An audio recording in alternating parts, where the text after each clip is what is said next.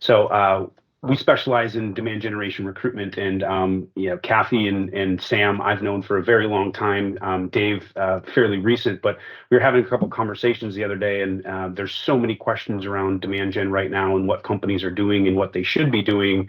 Thought it was just a really good idea to get a bunch of smart people, on a call together, and really talk. And I'm just incredibly excited for everybody. I'll let them introduce themselves here in a minute. But we had our final prep call on Monday, and I think probably 5 or 6 different times we all stopped ourselves. We could do a 2-hour webinar just on this topic alone. So there's going to be a ton of information that we're going to share. Thank you for being a part of this.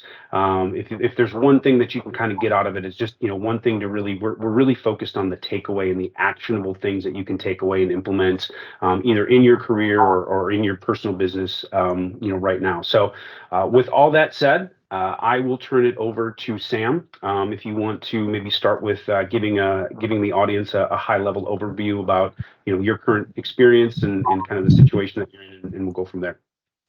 Yeah, sounds good. Thanks to Wes and the entire team for having me on today. My name is Sam Nohava.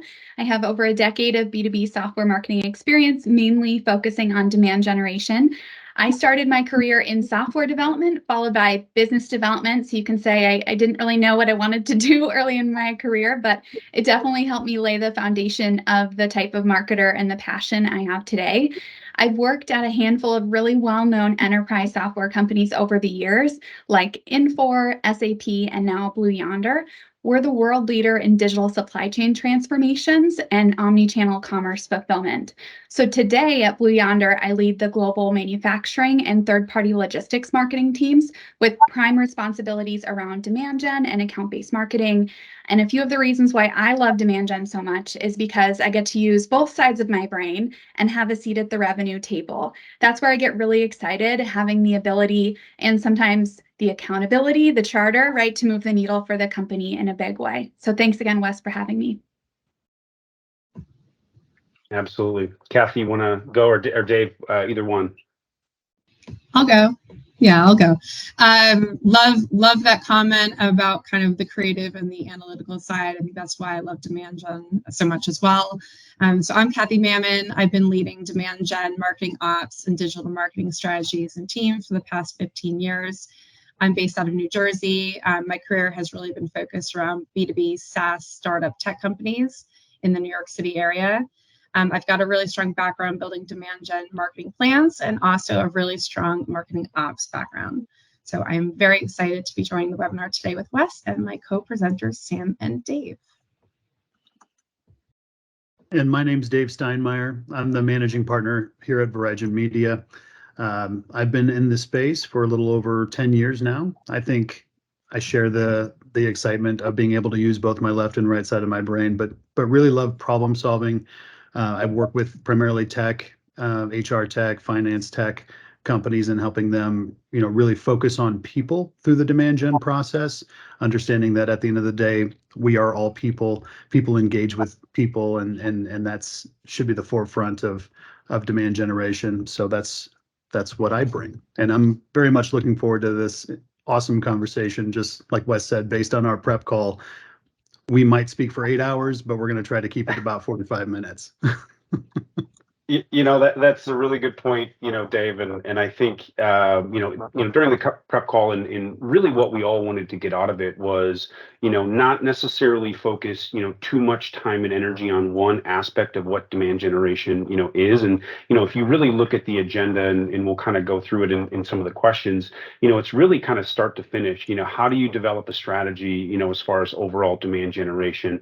How do you communicate internally and look for core metrics and key KPIs, and really having those discussions internally on what metrics are relevant for that specific campaign, and then really getting putting together the ideation around, what content really resonates with your audience, and how to measure that and how to optimize that as you continue to move forward, working with sales. So, this is going to be, very wide, a little deep. And so I think that, a couple of takeaways here is, as we all hear at, whatever conference that we go to, or, one-day session, it's, really focus on kind of that one core thing that you can really take away. The other thing that I'm going to say about the panel, you're going to get perspectives. I mean, Sam's been, enterprise B2B demand generation, for a lot of her career. Kathy's been, inside of the startup world. Dave's obviously been on, worked with a wide range of companies. So when you look at the perspectives that you're getting, you're not going to hear the same message. There's going to be a similar version of the same message, but the actual application that everybody takes is going to be a little bit different. Okay, and that's where I'm really, really excited. It's not going to be just, three people kind of saying the exact same thing. So with that, probably taking up more time at the beginning. So we're going to dive right in, and really wanted to talk about our first question, which is really identifying the essential components of a successful demand generation strategy. And Sam, when I'll kind of turn it over to you and kind of let you run with this answer, and kind of your view on it. And why don't you kind of tell the audience your philosophy there? Sure. So because I'm talking to a group of marketers here, all the things, you have to do all the things well. That's exactly what we're told, what we feel. That's the pressure we live in every day. But all joking aside, I'll concentrate on 5 things. So this is quite a meaty question, and a meaty answer will follow. And then I think, Kathy, let's let you chime in afterwards to see what I might have missed, or where your focus in the past few years have brought you. So first of all, the target audience. So it's essential that you understand your target audience, you have the defined ideal customer profile, you have that market research, that customer analysis, that proof behind why it's a good idea to go after that audience, and have respective pain points and needs of your target audience outlined. Not only will this help you create a more productive campaign, but this will also feed the enablement, both before a campaign starts and after, in terms of follow-up with the sales and BD team.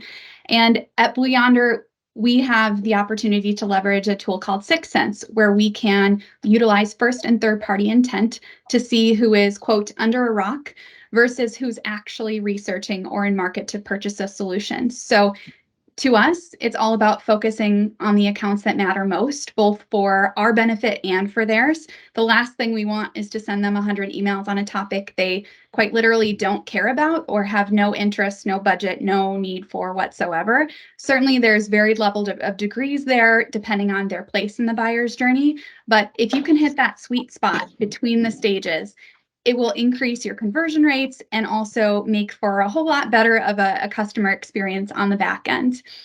Next, setting clear goals and objectives.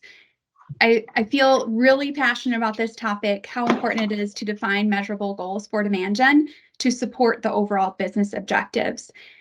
For example, your goals will be different for customer retention play rather than that of a net new customer acquisition play. So rightfully so, you have to measure what matters to the business. And in demand generation, I think we all can probably agree that we're being asked to create pipeline with less, do more with less, right? And sometimes on a particular tactic, that isn't necessarily the end goal, and that's okay. You just need to set expectations accordingly across the organization and use that historical data to shape the story of why you're doing what you're doing and what you believe it will produce. Next, developing a compelling value proposition. I mentioned earlier, knowing your audience. Well, it's crucial that you craft those kind of external friendly, unique selling points and benefits to differentiate your offer from the competitors, and use that to then feed into a variety of channels in a true multi-channel marketing approach. And then last but not least, technology as an enabler. So technology is not a strategy, it's a tool. And I saw a quote recently that really got me, saying that, saying you need technology to do marketing is like saying you need a dishwasher to do the dishes. And as someone who lived nearly 10 years of my adult life without a dishwasher, I'll say it's not required, but it sure makes the job easier. So with that, Kathy, I know I covered a lot. Did you want to add anything from your perspective or experience? Yeah, I mean, you covered it a bit, but you kind of like to reiterate, I completely agree with everything you're saying, but I'm also going to add that I think a successful demand gen strategy is all around alignment, right? So whether that's the sales and marketing cross-functional alignment or alignment across the marketing team as a whole. So if a demand gen strategy is planned out correctly, the entire marketing team should be aligned on the campaigns and focused on driving those same outcomes as each other and the same outcomes as the organization. And then likewise, it should be cross-functional. So a demand gen strategy should weave together product, sales, CS, engineering, right? Basically all of the cross-functional teams so that all of the priorities come together and reinforce that demand gen strategy in market. So alignment is definitely key as well. Yeah, absolutely. And so now that we've just kind of covered like the components of it, right? Because there's obviously a lot of components that really go into it. Kathy, can you maybe just help, kind of outline some of the steps, that are involved to kind of, actually building that demand generation plan? Wes, I had a feeling you were going to pitch this question to me. I love this question because it can be a really complex, complicated answer.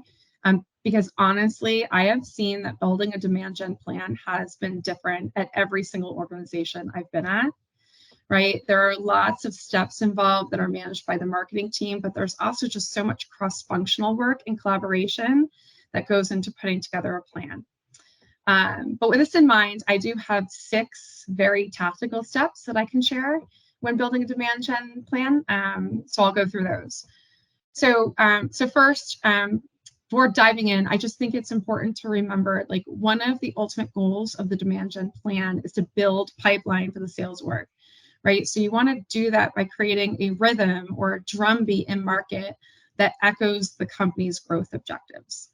So step 1 in building a demand gen plan, the first thing I typically do is brainstorm on some possible themes for the plan. Okay, so a theme should help reinforce the go-to-market message in market, and the theme should always be centered around answering the question, what will drive the most revenue today? Right? Themes should have multiple legs. So if it's done well, it should be broad enough that it can like spider out to many different areas, and it can spin into different pieces of content. It can tie to events. It can be used through different channels. So it's kind of, a theme is kind of like, think broadly, kind of like an umbrella concept, but also think strategically about what your company needs to educate the market about. Then from there, after I've determined 1 to 3 key themes we're going to use for our plan, I'll start thinking about how we're going to push those themes out to market. So this will become the distribution plan, or step 2 in the process.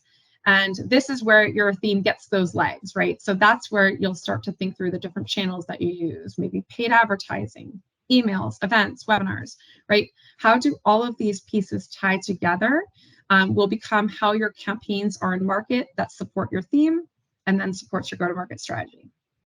From there, step 3, you'll need to start planning out your content. So the key here is that the team's content can be created from scratch, or it can be recycled or revised, but it's specifically to support the demand gen team's campaigns. So this will create alignment across your teams, right? So how many times have all of us worked in an organization where the content team is kind of off creating content, but no one has built a plan around how to get it in front of people, right? So we want to build a demand gen strategy that will completely eliminate this issue. Content is built to support demand gen plan. Then step 4, this is where we're going to plan out our calendar. It's going to be around building pipeline and meeting sales goals. So you need to be very thoughtful in understanding how long it'll take to publish a new piece of content, including drafts, revisions, layouts, right? All of those pieces. The calendar needs to be coordinated between all of the teams that work on getting content out the door. Coordination is super key. Okay, 2 more. Once you have your themes, your campaigns, your content, your calendar, then you can cross-check against your goals for your demand gen strategy. This is what I would consider to be step number 5. I think we're going to talk a lot about goals in the future, so I'm not going to go into like very specific detail here, but basically your goals are going to determine the success of your plan, right? It's what you're going to measure against. The key here is when you're thinking about the calendar in connection with your goals, you want to understand your demand gen funnel conversion rates, and you want to create goals in which your campaigns in market will drive and support pipeline and opportunity creation. Okay. Lastly, I know I've taken a while. I'm going to close this out. I think that lastly, like this might be the most overlooked step in the plan, but it would be what I consider the most important step, which is step 6, communication with the sales team. So this has happened to me many times early in my career. I felt like I had the most creative and the most well-executed plan across marketing. But if my sales team wasn't in lockstep with the campaign concepts, or the follow-up plan wasn't aligned to the campaign messaging, the campaign plan will never be successful. So just make sure that as a part of your demand gen plan, the SDRs and the sales teams are communicated to and trained on the marketing plan that's in motion. Yeah. Wow, Kathy, I mean, I know you probably think you talked a lot, but it was all really, really great stuff. I mean, just kind of laying out step by step. I mean, I can't even tell you the number of times where, a company, will come to me and say, hey, we need a director of demand generation and, X, Y, Z. And it's like, okay, well, what's the problem? And, like, well, is it is it a top of funnel, is it a conversion problem? Is it a this? And they'll say, well, we have a lot of content, but we just, it's kind of all scattered around and we don't, and it's like, they don't necessarily need the content creation piece. It's really that curation and orchestration, part of it. And, Sam, I know you have some thoughts on this too. So I'll let you kind of chime in as well, if you'd like. Yeah, I think we can always be better at those points. Kathy, you did a really good job of outlining them. Just this morning, I was on a call with a group of 5 new account executives, and we were reviewing the state of business in their quarterly business review. And we showcased a new campaign. I say new, it launched 3 months ago, and a few core pieces of assets that were a part of said campaign. And their first questions were, wow, this is great. Where can I get social sharing images, email copy, etc.? Guys, this was available 3 months ago. So it's critical when building out a plan. It's essential to remember that our work doesn't stop at the MQL anymore. We have to think about the end-to-end customer journey, which includes follow-up through BD, sales, or whomever else in your organization might be chartered with that, and educating them along the way to make sure you feel like you're in it together and can drive that level of accountability. And a few other points to maybe hit on there. I think you addressed it well. The balance of art and science of demand gen is key. Leveraging data throughout the entire campaign planning and execution process to iteratively become better at what you do and learn from how your customers or prospects are engaging with the message. And we'll get into that in a bit. And then last but not least, I know those are a lot of steps and it might sound overly complicated. I'm sure on the line we have people who work at companies with 50 people and then maybe people who work at companies with thousands of people. But the importance of speed, picture yourself in the woods and then to your surprise, you see a bear. You don't have to be the fastest. You just can't be the slowest. So keep that in mind in demand gen. You just can't be the slowest. So think about those steps, the resources, the inputs, the budget you might need to run successful programs and get creative. Try not to be the slowest. Well said. That's awesome. Thank you, Sam and Kathy. For kind of breaking that down. And as we kind of talked in the beginning, we're really going to kind of walk through the entire demand generation. I mean, we talked about building the strategy, building the actual plan.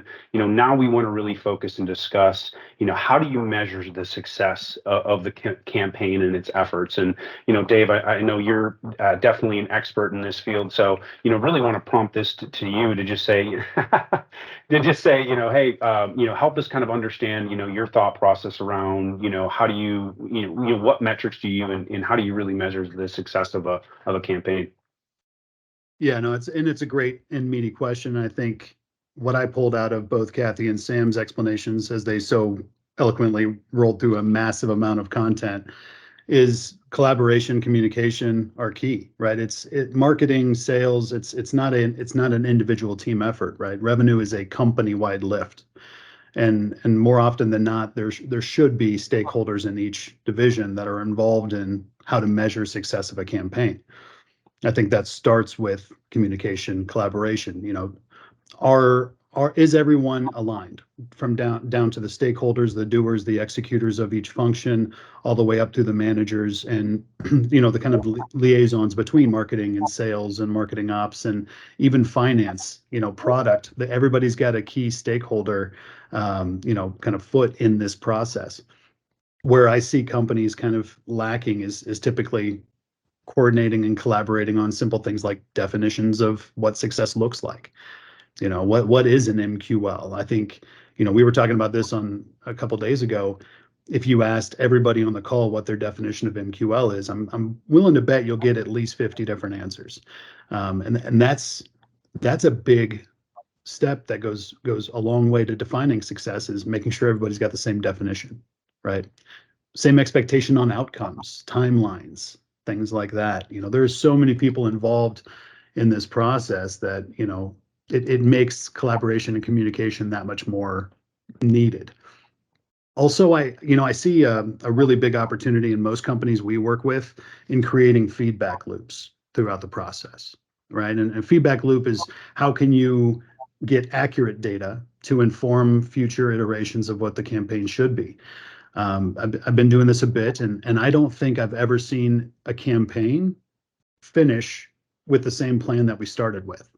There's always minor tweaks, whether it's messaging, content, targeting, over-targeting, targeting at too high of a level. There are so many optimizations that can be made throughout a program. And if you have proper feedback loops to where you're getting accurate data in a timely manner, outrunning Sam and the bear, you're going to be able to, make sure that you're positively moving that campaign forward in optimal fashion.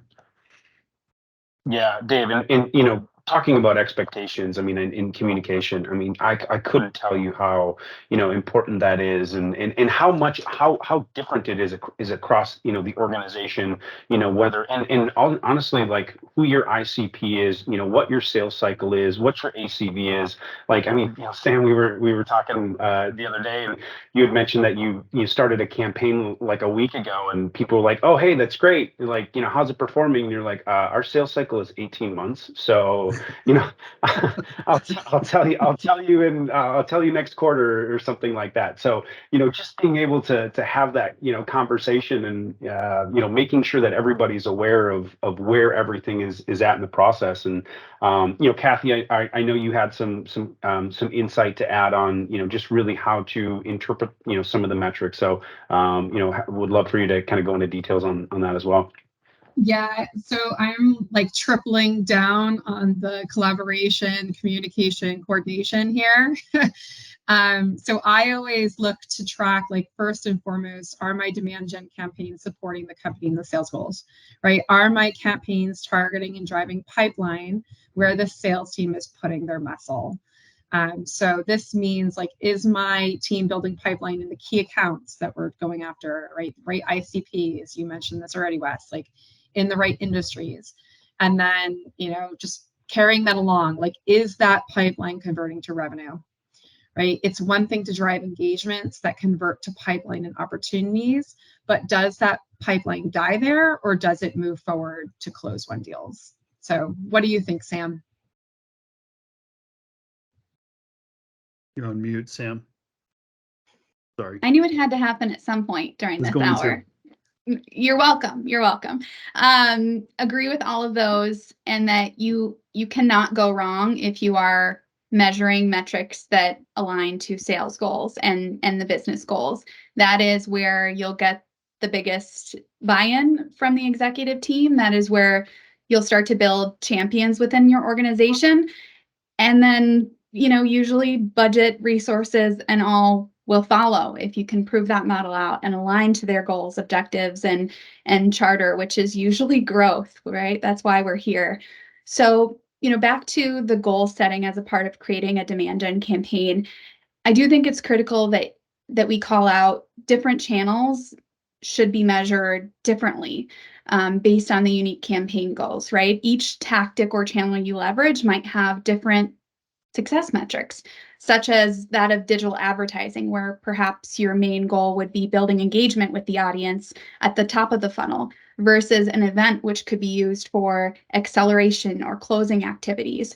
So I think this is something that my team has kind of just come around to and started to evangelize internally, is that not every dollar we spend is going to have the same ROI, right? It's not always going to be for every dollar we put into digital advertising, we'll get 30 back in bookings, right? But it's about the collective. It's about the true multi-channel approach and how we're engaging our buyers in the watering holes that they're in. And maybe to expand on that a little bit, of course, there's other metrics to look at too, surely more so at the top of the funnel. Engagement metrics like website traffic, time on page, social media engagement for organic and paid social. There's also conversion metrics. So how often are your form fills converting into opportunities, click-through rates, et cetera. And then some of those revenue related metrics that Kathy mentioned might be things like return on investment, the customer lifetime value, or even cost per acquisition of a customer or a lead. So there's no shortage of kind of calculations to be made, percentages and data to be gleaned, but the magic happens in how you action that, how you measure it across a campaign, every step of the way, and how you learn from it as an organization. Yeah, all really great, insights. And I do a housekeeping note. Again, nobody's went on off of mute, but if you do have questions, feel free to put them in the chat. We do have a Q&A running as well. Hopefully we're going to have some time at the end to potentially get to some questions. Wanted to just kind of point that out. But back to one of the things that Sam had said, that everybody that really resonated is, one of the things, when I'm working with a CEO on filling a, VP or a C-level, role, one of the things that, when you're talking about metrics, the further you go up the hierarchy of marketing, the more those metrics are typically, yes, short-term metrics, but also long-term metrics. And leaders want marketing leaders that can think of, okay, hey, we're set for this quarter. Who's thinking for next quarter and the quarter the quarter after? And I think that the general rule of thumb is, the manager level is working on, stuff for this month, right? Director level is working on stuff for this quarter. VP level is working on stuff for this year, right? And as you think about, how, okay, hey, I'm looking to move up in my career, and that might not be uniform, or universal across, every organization, but, a general rule of thumb is something as if you want to continue to progress in your career, it's really that long-term strategy in what key metrics that we're looking at, year over year, that help us accomplish, our business's goals, which I think everybody has kind of talked to as well. So, great stuff. Similar but different, which is exactly what we're looking for. So thank you all.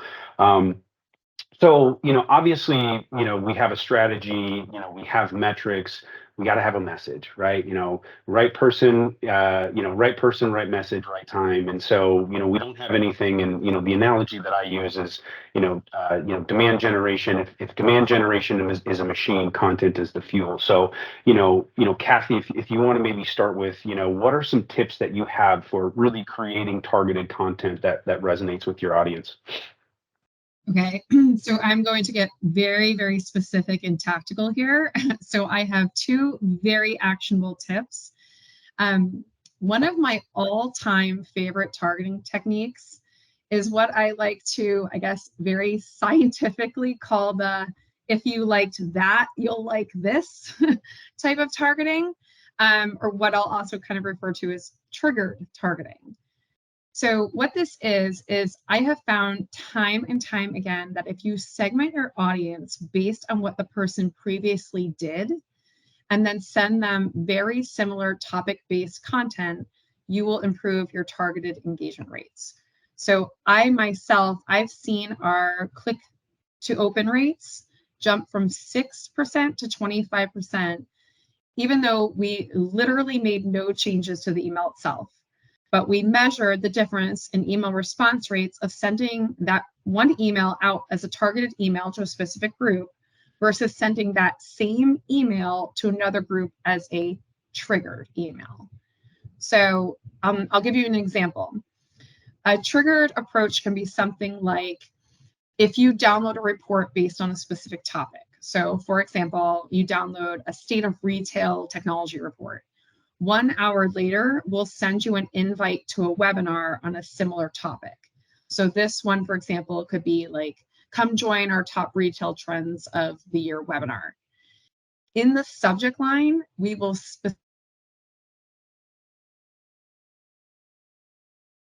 literally say, because you downloaded our state of retail tech report, or we recommend this webinar next, right? Something to that effect.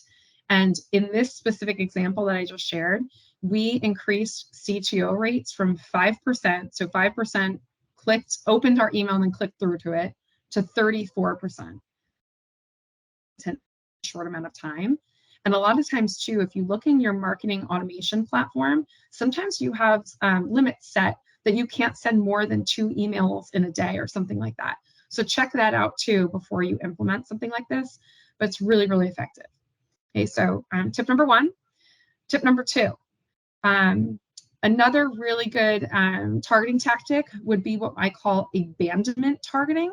So my team would use this often, especially when promoting a webinar. And this is where, say if we drove someone to a webinar landing page, but they didn't fill out the form, we would then automate an email to them the next day with the subject line, oops, you forgot to register. Like, it sounds so simple, but these emails perform super well for us every time. Typically, we could actually drive 70% of the people who originally abandoned the form to come back and register for the webinar. So Wes, I don't know if this is what you're looking for. I know this is super specific, but hopefully these are helpful to the audience. No, specific, the more specific, the better, you know, having names. And again, I mean, I think, you know, too often, you know, as marketers, we get caught up in theory and hypothetical and, oh, you know, try this and try, but again, having some just core takeaways and be like, hey, let's try this, or, you know, some insights on what campaigns actually work. Isn't that what everybody, hey, this worked for me, you know, let me try it over here. And maybe it's again, a different version of the same thing, but the concept is the same. So no, Kathy, that's exactly what we were looking for. And, you know, Sam, I don't know if you have anything else to add, but, you know, feel free to kind of chime in as well. Yeah, I think picking up on a few of the things that were mentioned earlier, with content, sometimes or usually less is more. So you don't need to have 3 ebooks, a white paper, 4 solution sheets for every campaign that you run. Honestly, that's sometimes overwhelming for the sales and BD teams to follow up on and keep tabs on in terms of engagement, as it is with your marketing teams as well. So definitely focus when you're thinking about campaigns and creating relevant content. Think of that rule of 7, I think it is, where your audience needs to read a message, you know, 7 times for it to resonate. You can't keep reinventing yourself, right? With every single piece of content that you put out. Certainly there's a core story, there's a core value proposition, there's a core opportunity in the market that you're pursuing, and build kind of tangents off of that core content piece.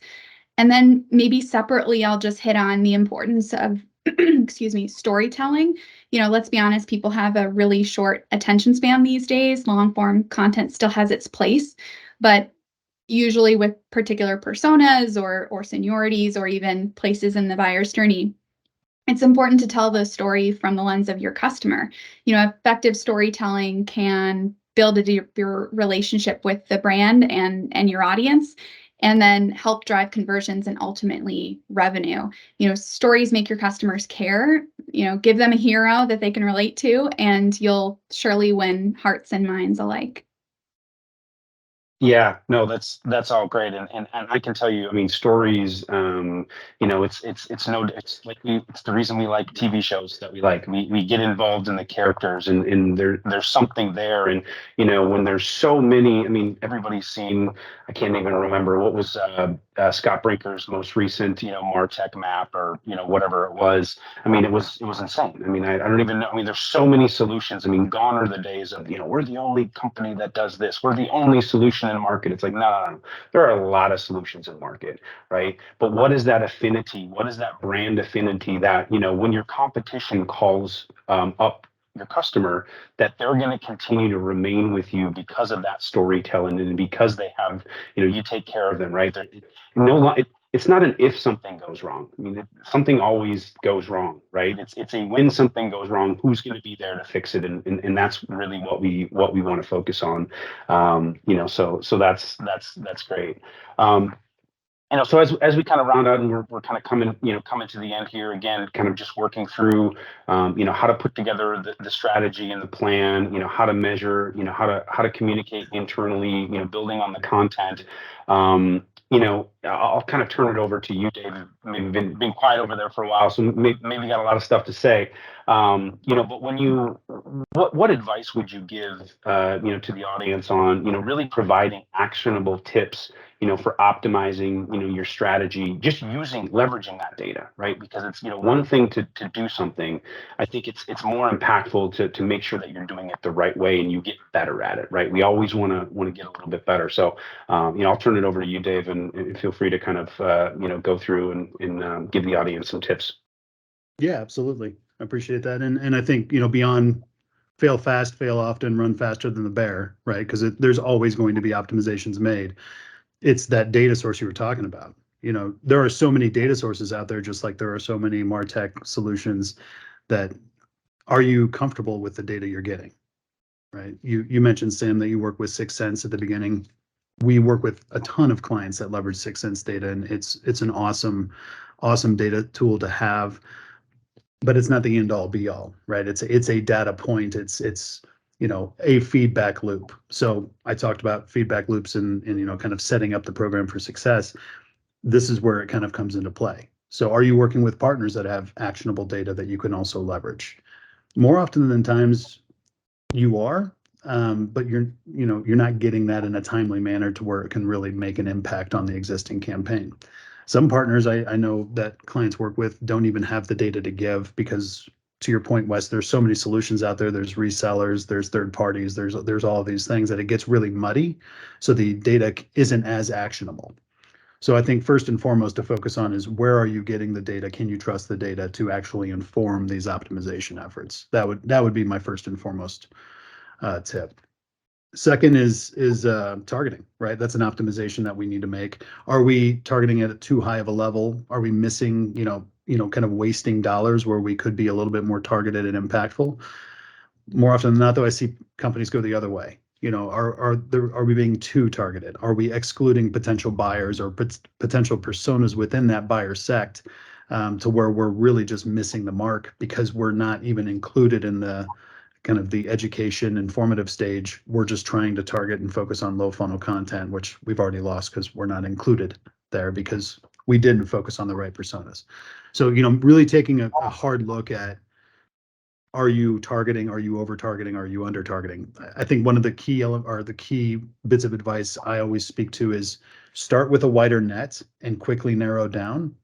And when you start to see those diminishing returns, that's typically a sign you've targeted too much and you need to come back out just a little bit. And that's kind of where you can stay in that sweet spot. That's a good rule that I've followed for quite a while. Lastly, and I know we've talked a lot about content and messaging, and it's been fantastic to hear everybody's actionable insights on it. One of the areas I see optimization areas for is making sure that the content has a singular message to solve a business pain point, but individual content pieces that speak to the different people within that buyer set. For instance, C-levels have different feelings, they have different pain points, they have different cares than mid-level managers or doers or the people that are on the front lines. They all care about the same business impact, but they care about how it impacts them personally in very different ways. So being able to have content that aligns at a singular message but speaks very specifically to those different personas is a really good optimization method. Further, even involving some customer content in there. I think part of that feedback loop process should be customer advocates. Some verticals have a little bit tougher time, than others, but there are always those champions out there that you can leverage, not only for feedback on how your marketing and sales programs and revenue programs are doing, but also to inform that content, maybe even participate in that content. People really love seeing people that look just like them have the same challenges. And, by partnering with, this company, we were able to move past those challenges and create a great partnership. That's content that I've always seen resonate incredibly well on our publisher sites. Timing and definitions. I know we talked about this earlier, right? Definitions are important. Everybody's got a different definition of MQL. Everybody's got a different definition of success, ROI. All of those things, they need to probably change throughout this optimization process as well. We learn things in real time while we're implementing programs. So it's really important to take that feedback and move quickly in order to adapt every bit of that piece. And then lastly, I'll speak to the playbook as we call it. And, Kathy, you spent a lot of time talking about this. Sam, you were doing this when you started off your career in business development.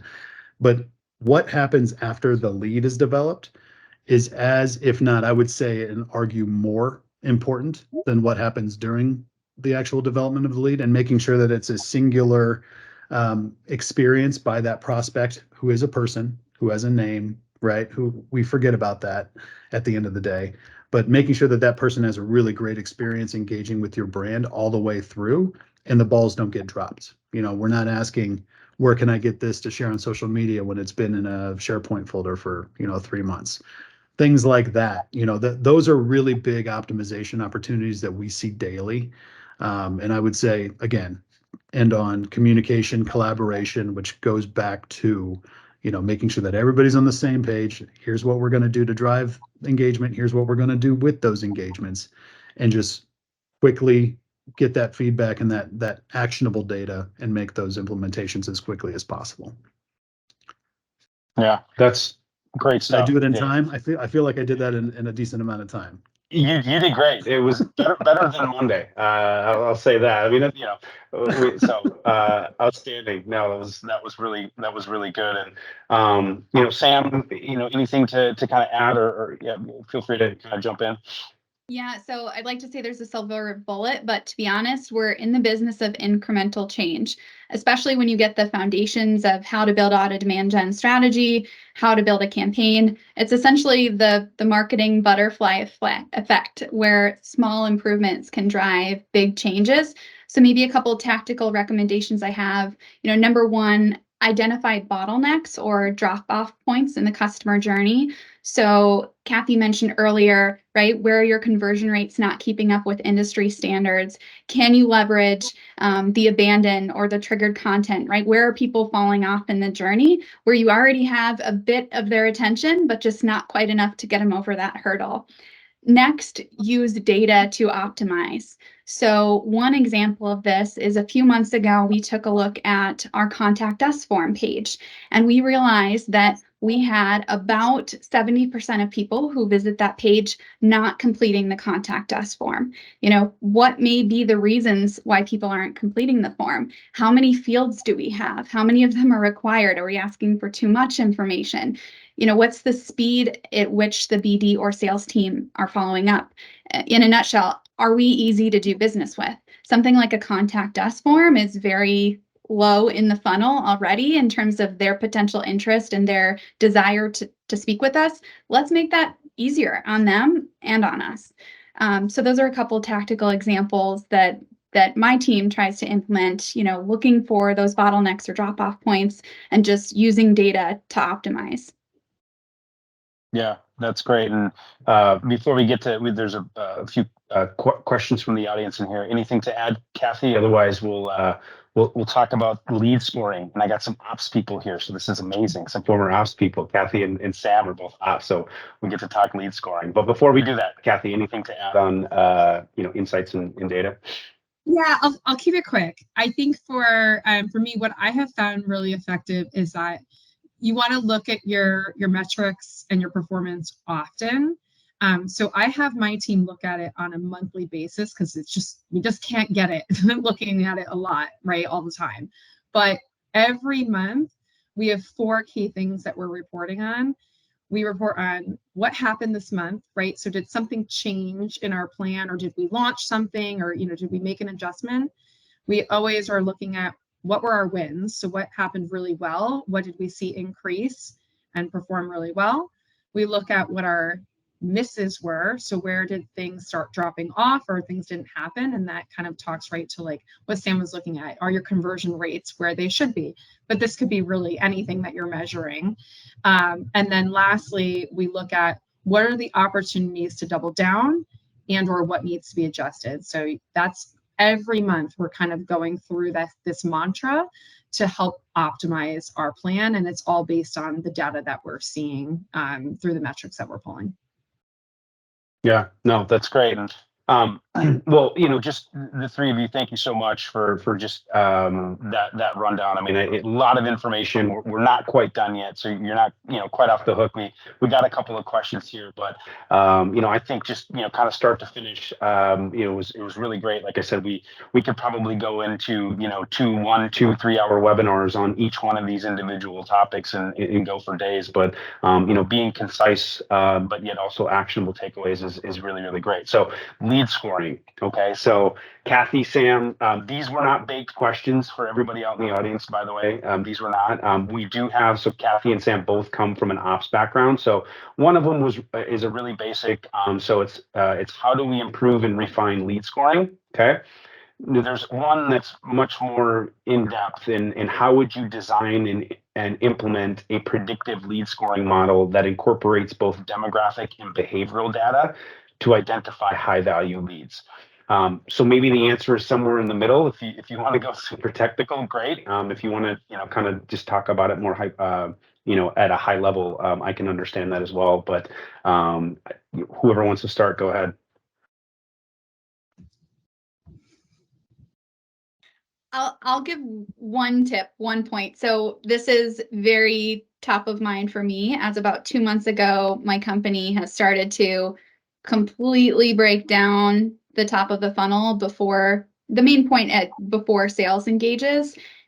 And honestly, we were forced to start at the MQL. So pro tip, don't Google MQL. It will leave you very confused about your knowledge and destiny. No, it was a good exercise. I realized that no one internally knew what an MQL meant. To us, I guess it meant sales BD, follow up on this thing.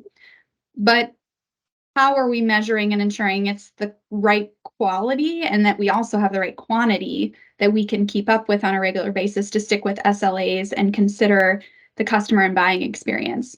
So to me, based upon my experience, it's essential that you start at the beginning and you use data to see where you might not be matching those industry standards. We started doing that, and then we had to revert to what is an MQL. So I think for every organization, it's a little different. I am currently going down the journey of creating a new predictive lead scoring model that incorporates that demographic and behavioral data. With that, we've outlined a few key scenarios that we would expect to reach the lead scoring threshold and be followed up on, and kind of backwards engineering what that might look like and running test scenarios to see what the quality and quantity might look like. So depending on your marketing automation tool, they can run scenarios for you based upon the modeling and predict what the expected opportunity conversion rates are, in addition to conversion rates. So that's where we started. Hopefully that answers it. But Kathy, I'm sure you have some experience to add on. Oh my gosh, I have such a love-hate relationship with lead scoring. Like I can't. I have done lead scoring in probably every marketing automation tool. And like Sam said, it's been different in every organization. So typically when I'm thinking about building out scoring, definitely I still have the mindset that you want to look at both demographic information and behavioral information. I, though, tend to weigh more towards if it's not even the right person at all, right? Not the right company, not the right title, not the right whatever, I'm not going to send it over to sales. We should know who our ICPs are. So I kind of weight the demographic stuff first, then I look at behavior scoring. And I have also started like weaving in the PQLs. If anyone has worked in the PQL world, that stands for a product qualified lead. So if you have, sometimes you have like a free tool, right? Or a free experience, a free demo. We'll weight also any engagement within the product within the scoring, which I like that. I think that that is a really nice add to kind of something that can be somewhat of a guessing game. But I guess like the ultimate answer is I just find I'm constantly tweaking the scoring model. Like it's just every week I'm meeting with the SDR team, the sales team, rev ops, marketing ops, and we are looking at who came through, what moved forward, what was junk that never should have gone through. And it's just a constant tweak. So it can become a lot of your role as a demand gen or marketing ops person. As it should, right? The incremental changes. That's what it's all about. Every week. Yeah. Well, no, that's great, and thank you so much. Thank you both so much for that. I mean, it was jumping out at me with some ops people on the line, so you don't get that often. So I appreciate you two, diving into that. One other question. So, how do you leverage social media platforms for demand generation, considering the evolving algorithms and trends?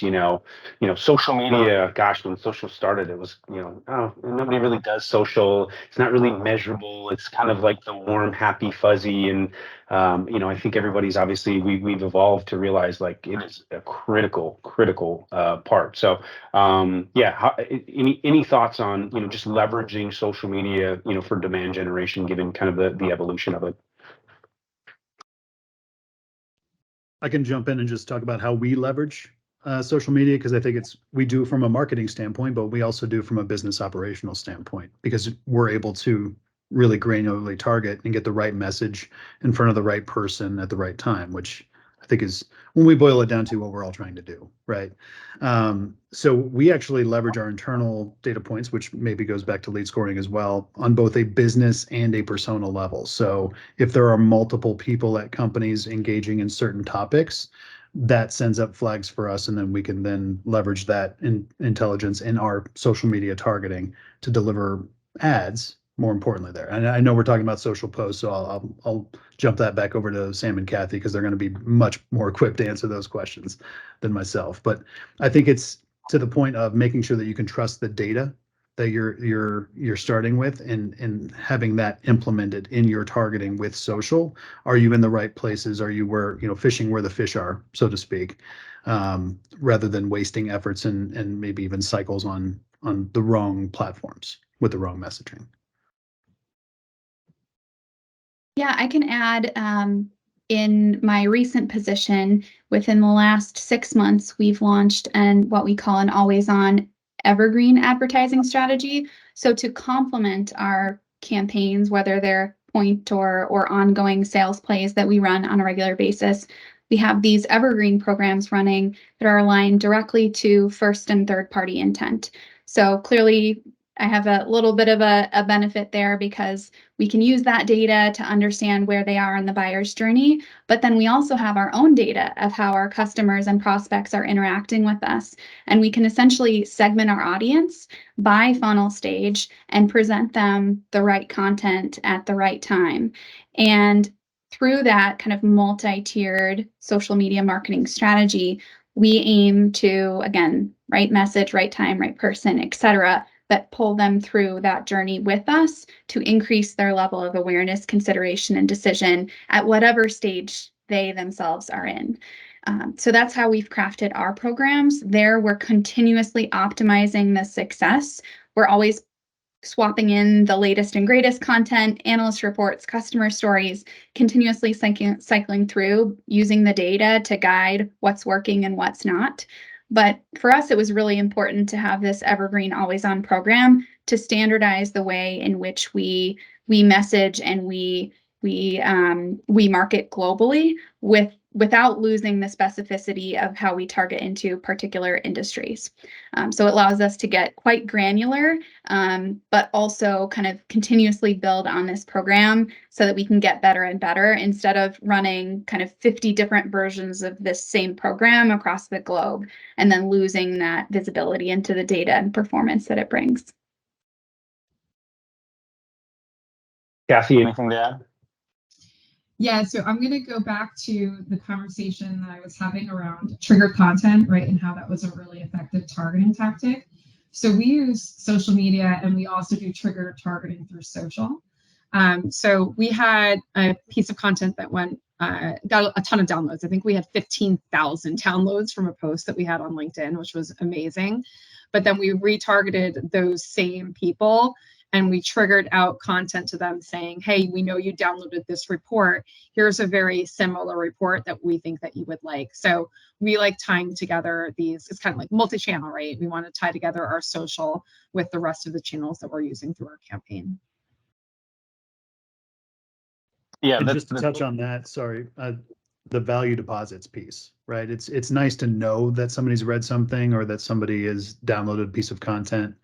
How do you leverage that intelligence without being, Google creepy? Like, hey, we know you read this, we know you liked it, but you did that incredibly well, Kathy, with people in your position typically also find value with these things. You're not asking for anything, you're not assuming anything, you're just trying to put value back into the engagement. That is something that I see sorely lacking across kind of the market. So that's great. Well, I think one of the things that I see is it, and it just goes into have a plan. Have a plan. Okay, if this performs incredibly well, what's next? Like, what's next? Like, I think too often there just misses occur when you have a piece of content that produces incredibly well. You get 15,000 downloads on whatever, and it's just like, what do we do now? Or you lose that momentum, and there's no plan for a follow-up. So I think the biggest piece of advice that I can just kind of share on that is just make sure you have hey, best case scenario we do this,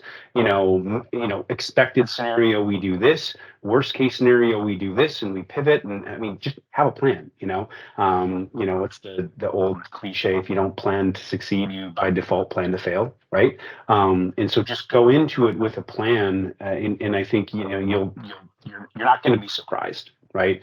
You'll be happy, you'll be sad, maybe to be expected, but at least you're not going to be surprised, right? Because you've already put a plan together for that. So we are right at time here, people. Sam, Kathy, Dave, thank you so incredibly much. This has been really fun. Like I know in our prep call on Monday I was driving, but I have like 3 pages of notes that I took myself. So hopefully the audience got as much out of it as I did. And I just, again, I cannot thank you enough for everybody for joining, and really just it's great content. So to the audience out there, thank you so much. I'm sure everyone would be happy to connect on LinkedIn and kind of share thoughts. And if you're not familiar with a lot of the national conferences, Dave, Sam, and Kathy, they've spoke at a lot of them. So if you like what you see here, make sure you check them out for upcoming speaking events as well, because as you can tell, they're all absolute thought leaders in this space, and more to come. So with that, I'll sign off. Thank you all so much. Enjoy the rest of your day, and we'll have to do this again soon. This was fun, guys. All right. Thanks a lot. Take care. Thank you. Thank you.